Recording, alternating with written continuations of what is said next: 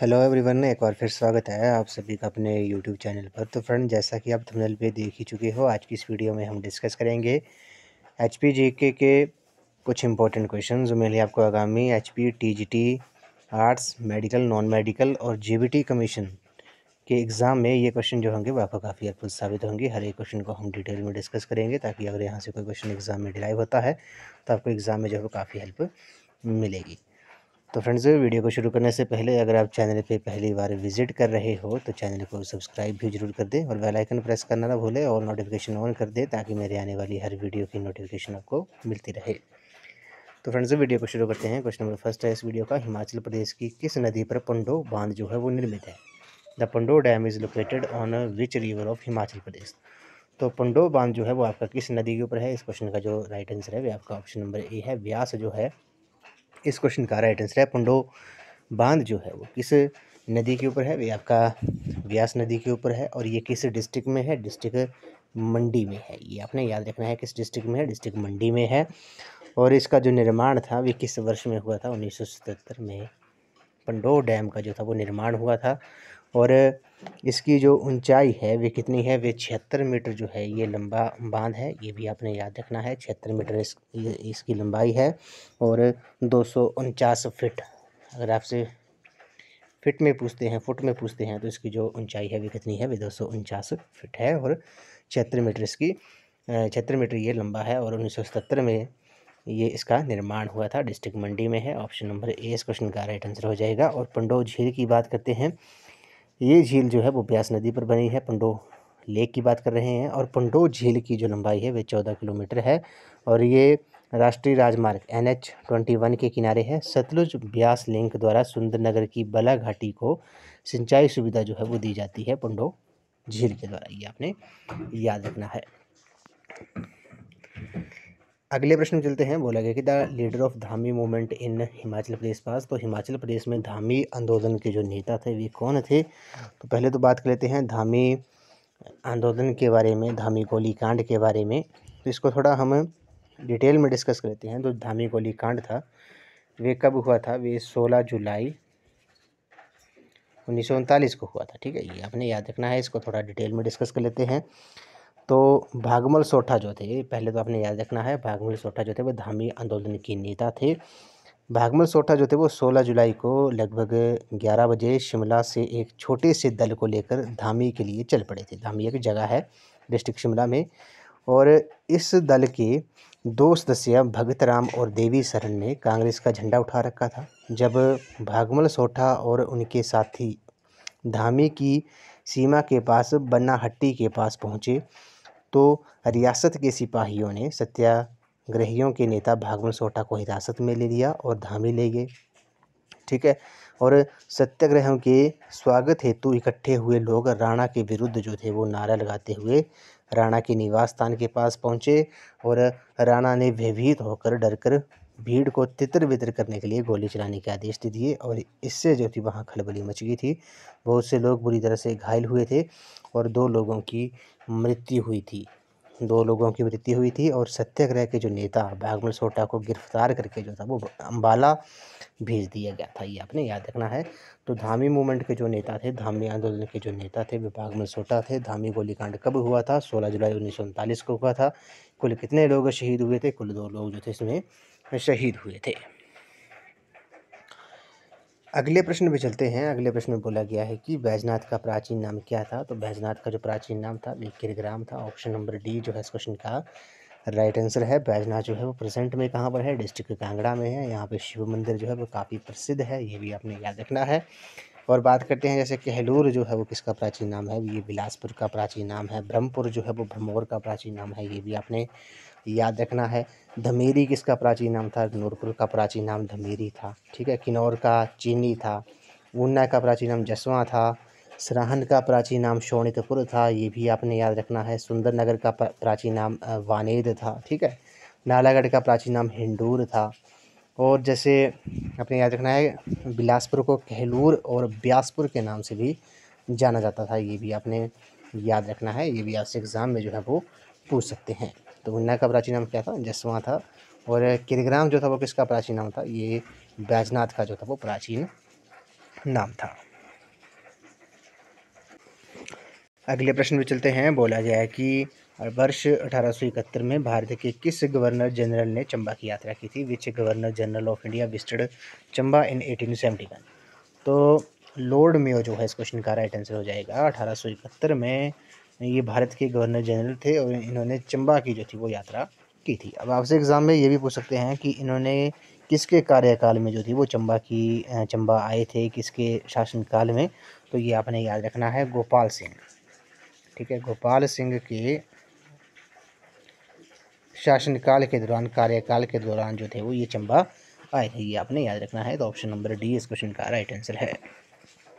अगले प्रश्न में चलते हैं। शिमला में 1942 में भारत छोड़ो आंदोलन की जो अगुवाई थी वे किसने की थी? Who led the quit India movement 1942 in Shimla? तो इस क्वेश्चन का जो राइट आंसर है आपका ऑप्शन नंबर वी है, अमृत कौर जो है इस क्वेश्चन का राइट आंसर है। अमृत कौर ने शिमला में 1942 में भारत छोड़ो आंदोलन की जो थी वो अगुवाई की थी।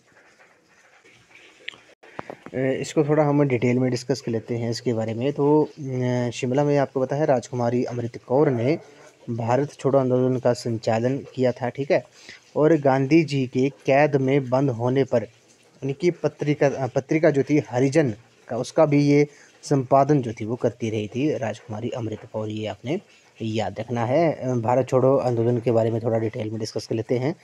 14 जुलाई 1942 को कांग्रेस की कार्यकारिणी सभा ने वर्धा में गांधी जी के भारत छोड़ो प्रस्ताव को जो था वो पारित किया था। और 8 अगस्त 1942 को अखिल भारतीय कांग्रेस कमेटी की बम्बई बैठक में भारत छोड़ो आंदोलन को चलाने का जो था वो निर्णय लिया गया था।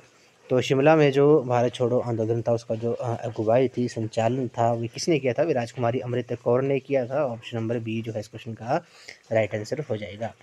राजकुमारी अमृत कौर के बारे में कुछ इम्पोर्टेंट फैक्ट के बारे में बात कर लेते हैं। तो राजकुमारी अमृत कौर जो थी वो स्वतंत्रता के बाद भारत की पहली स्वास्थ्य मंत्री बनी थी, ये आपने याद रखना है। स्वतंत्रता के बाद, आज़ादी के बाद ये भारत की पहली स्वास्थ्य मंत्री बनी थी। और 1952 में हिमाचल प्रदेश के महासू संसदीय क्षेत्र से लोकसभा के लिए चुनी गई थी और 1964 में इनकी मृत्यु हो गई थी, ये भी आपने याद रखना है। अगले प्रश्न में चलते हैं। बोला गया है कि स्वां नदी हिमाचल प्रदेश के किस जिले में बहती है? Swan river flows through which district of Himachal Pradesh? तो स्वां नदी जो है वो आपकी डिस्ट्रिक्ट ऊना में बहती है। ऑप्शन नंबर ए जो है इस क्वेश्चन का राइट आंसर है। स्वां नदी के बारे में बात करते हैं। स्वां नदी जो है वो ऊना डिस्ट्रिक्ट को दो भागों में बांटती है। ठीक है, 2 भागों में ये बांटती है। और इसकी जो सहायक नदियाँ हैं, इसकी जो ट्रिब्यूटरीज हैं, सहायक नदियां हैं, ट्रिब्यूटरी हैं, वे कौन कौन सी हैं? स्वां नदी की मलाट होगी, तकेवाली होगी, होम होगी, ब्रेड़ा होगी, गरनी होगी, पनौजा होगी, गुबरी होगी। ये जो हैं वे स्वां नदी की सहायक नदियां हैं। और स्वां नदी को ऊना में जो स्थानीय लोग हैं इसे दुख का दरिया भी कहते हैं। ठीक है, तो आपसे एग्जाम में पूछ सकते हैं कि दुख का दरिया जो है वे किस नदी को कहते हैं? तो वे स्वां नदी को ही कहते हैं। ठीक है, तो ऑप्शन नंबर ए जो है इस क्वेश्चन का राइट आंसर हो जाएगा। अगले प्रश्न में चलते हैं। बोला गया है कि किस वर्ष फिरोज शाह तुगलक ने नगरकोट को लूटा था? In which year did Firoz Shah Tughlaq plunder Nagarkot? तो फिरोज शाह तुगलक ने जो था वो नगरकोट को लूटा था। कब लूटा था? 1365 ईस्वी में लूटा था। अब बात करते हैं, जब उसने नगरकोट को लूटा था तो उस समय जो थे वो कांगड़ा का राजा कौन था? तो ये आपने नोट कर लेना है, रूपचंद जो था वो उस समय कांगड़ा का राजा था जब फिरोज शाह तुगलक ने नगरकोट को लूटा था। ठीक है, और मोहम्मद बिन तुगलक के 1337 ईस्वी के कांगड़ा आक्रमण के इसमें कांगड़ा का राजा था। ठीक है, तुगलक पृथ्वी चंद जो था, ये आपने याद रखना है, पृथ्वी चंद जो था। जब मोहम्मद बिन तुगलक ने 1337 ईस्वी में कांगड़ा पर आक्रमण किया था तब कांगड़ा का राजा पृथ्वी चंद था।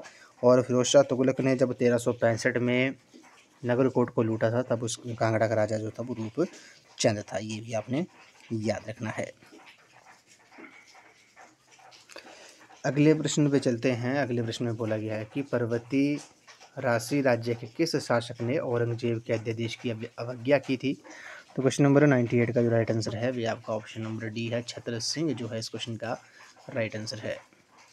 तो छत्र सिंह ने औरंगजेब के अध्यादेश की जो थी अवज्ञा की थी, उसके आदेश को माना नहीं था। अब बात करते हैं छत्र सिंह के बारे में। तो तो चतर सिंह ने औरंगजेब के 1678 ईस्वी में के सभी हिंदू मंदिरों को नष्ट करने के आदेश को जो था वो मानने से इनकार कर दिया था। औरंगजेब ने कहा था कि सभी हिंदू मंदिरों को नष्ट किया जाए, तो चतर सिंह ने उसके आदेश को जो था वो मानने से इनकार कर दिया था। और उसने उल्टे चतर सिंह ने उसने मंदिरों पर कलश चढ़ाए जो आज भी विद्यमान है। ठीक है, ये आपने याद रखना है। उसने अपने छोटे भाई शक्ति सिंह को औरंगजेब से मिलने भेजा, परंतु वे बजवाड़ा से वापस लौट आया। चतर सिंह ने गुलेर के राज सिंह, बसोली के धीरजपाल और जम्मू के कृपाल देव के साथ मिलकर पंजाब के सूबेदार मिर्जा रियाज बेग को जो था वो हराया था। तो चतर सिंह जो था वो कहाँ का राजा था, ये आपने याद रखना है, चंबा का। ठीक है, ये चंबा का राजा था। अगले प्रश्न में चलते हैं। नेक्स्ट क्वेश्चन में बोला गया कि हिमाचल प्रदेश को केंद्र शासित प्रदेश से पूर्ण राज्य का दर्जा जो था वो किस वर्ष प्राप्त हुआ था। इस क्वेश्चन को थोड़ा हम डिटेल में डिस्कस कर लेते हैं। पहले बात करते हैं हिमाचल प्रदेश के गठन के बारे में। हिमाचल प्रदेश का जो गठन था वे 15 अप्रैल 1948 को 30 छोटी बड़ी रियासतों को मिलाकर किया गया था। 1948 से लेकर 1951 तक हिमाचल प्रदेश मुख्य आयुक्त क्षेत्र था।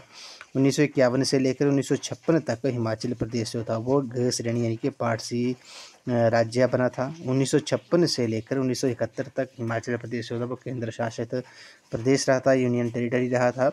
और 25 जनवरी 1971 को, ठीक है, ये आपने याद रखना है, 25 जनवरी 1971 को हिमाचल प्रदेश को पूर्ण राज्य का दर्जा दिया गया और ये देश का 18वां राज्य जो था वो बना था। ये आपने याद रखना है। हिमाचल प्रदेश का जो गठन था वे कितनी छोटी बड़ी रियासतों को मिलाकर किया गया था, 30 छोटी बड़ी रियासतों को मिलाकर किया गया था। ये भी आपने याद रखना है। और बात करते हैं हिमाचल डे जो है वो हिमाचल डे कब मनाते हैं। हिमाचल दिवस जो है वो मनाया जाता है 15 अप्रैल को। और स्टेट हुड डे जो है वो 25 जनवरी को मनाया जाता है। जबकि पहाड़ी दिवस अगर आपसे एग्जाम में पूछते हैं तो पहाड़ी दिवस जो है वो 1 नवंबर को जो है वो प्रत्येक वर्ष मनाया जाता है। तो ऑप्शन नंबर डी जो है इस क्वेश्चन का राइट आंसर है। 25 जनवरी 1971 को हिमाचल प्रदेश को पूर्ण राज्य का दर्जा जो था प्रदान किया गया था और ये देश का 18वां राज्य बना था। और हिमाचल प्रदेश का जो गठन है वो 30 बड़ी छोटी बड़ी रियासतों को मिलाकर किया गया था। अगले प्रश्न में चलते हैं। The Chail cricket stadium is located in which district of Himachal Pradesh. Himachal Pradesh के किस जिले में चैल क्रिकेट स्टेडियम है। तो ये आपका डिस्ट्रिक्ट सोलन में है, ऑप्शन में नहीं है। तो ऑप्शन नंबर डी जो है इस क्वेश्चन का राइट आंसर हो जाएगा। ये आपने याद रखना है किस डिस्ट्रिक्ट में है, डिस्ट्रिक्ट सोलन में है। और अंतर्राष्ट्रीय क्रिकेट स्टेडियम जो है वो कहाँ पर है, वे धर्मशाला में है। और धर्मशाला जो है वो किस डिस्ट्रिक्ट में है, डिस्ट्रिक्ट कांगड़ा में है। ये भी आपने याद रखना है। नेक्स्ट क्वेश्चन पे चलते हैं। अगले प्रश्न में बोला गया कि विच डिस्ट्रिक्ट ऑफ हिमाचल प्रदेश है स्मॉलेस्ट एरिया। हिमाचल प्रदेश के किस जिले का क्षेत्रफल जो है सबसे कम है। तो सबसे कम जो है वे आपका डिस्ट्रिक्ट हमीरपुर का है। ऑप्शन नंबर डी जो है इस क्वेश्चन का राइट आंसर है। हमीरपुर का जो क्षेत्रफल है वे 1118 स्क्वायर किलोमीटर है। ठीक है, ये हिमाचल प्रदेश का सबसे छोटा डिस्ट्रिक्ट है एरिया वाइज। ठीक है, ये आपने याद रखना है, एरिया वाइज सबसे छोटा डिस्ट्रिक्ट है। और पॉपुलेशन वाइज सबसे छोटा जो डिस्ट्रिक्ट है वे आपका लाहौल स्पीति है। एरिया वाइज सबसे बड़ा जो डिस्ट्रिक्ट है वे कौन सा है, वे लाहौल स्पीति है। ये आपने याद रखना है। सबसे कम क्षेत्रफल वाला ज़िला हमीरपुर है। सबसे कम जनसंख्या वाला ज़िला जो है वो आपका लाहौल स्पीति है। ये आपने याद रखना है। जबकि बात करते हैं कि सबसे बड़ा क्षेत्रफल वाला जो ज़िला है वे कौन सा है, वे लाहौल स्पीति है। लाहौल स्पीति का जो एरिया है वे कितना है, वे 13,835 वर्ग किलोमीटर है। ये आपने याद रखना है, 13,835 वर्ग किलोमीटर है।